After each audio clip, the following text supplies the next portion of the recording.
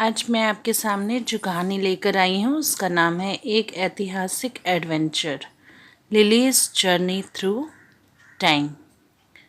तो शुरू करते हैं कहानी। एल्डोरिया के विचित्र गांव में, जो हिलती पहाड़ियों और झिलमिलाती नदियों के बीच स्थित है, थियो नाम का एक विलक्षण आविष्कारक रहता था।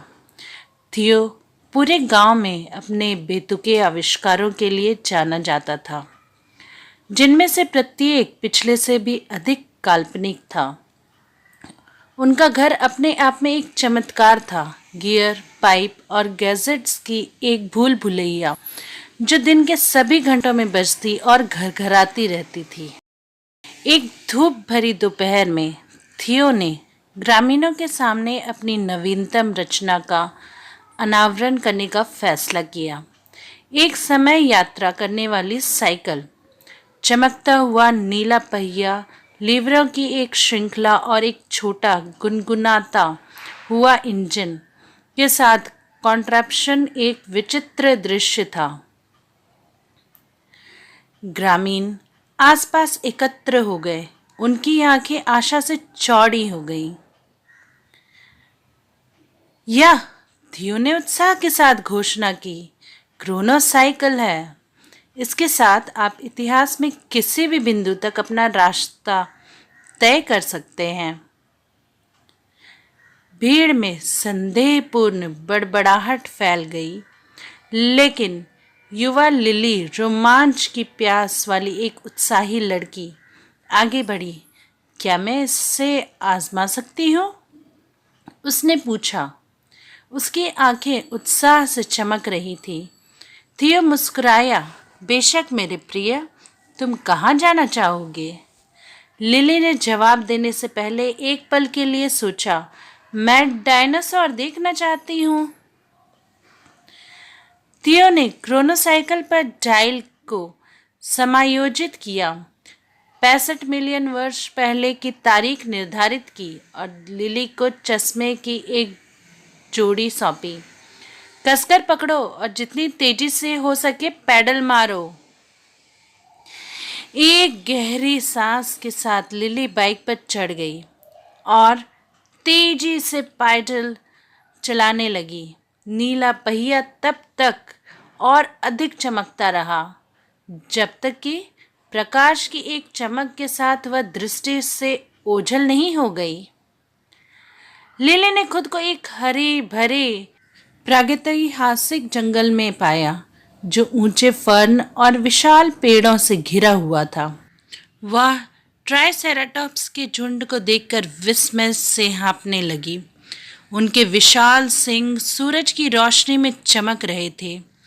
कुछ ही दूरी पर पेट्रोडैक्टिलस का एक समूह आकाश में खूबसूरती से उड़ रहा था। अपने साहसिक कार्य से उत्साहित होकर लिली ने प्राचीन परिदृश्य का पता लगाया और लंबे समय से चली आ रही दुनिया के दृश्यों और ध्वनियों को देखकर आश्चर्यचकित हो गई। वह एक जिज्ञासु वेलोसिरैप्टर से दोस्ती करने में भी कामयाब रही, जिसका नाम उसने स्पाइक रखा। भविष्य के इस अजीब आगंतुक से उत्सुक होकर स्पाइक ने उसका पीछा किया। जैसे ही सूरज डूबने लगा, लिली को पता चल गया कि लौटने का समय हो गया है। उसने किसी दिन फिर से आने का वादा करते हुए स्पाइक को अलविदा कहा और क्रोनोसाइकिल पर वापस चढ़ गई। अपनी पूरी ताकत से पैडल चलाते हुए उसने महसूस किया कि परिचित चमक ने उसे एक बार फिर से घेर लिया है। प्रकाश की एक और चमक में लिली एल्डोरिया में फिर से प्रकट हुई। ग्रामीणों के आश्चर्यचकित और राहत भरे चेहरों ने उसका स्वागत किया।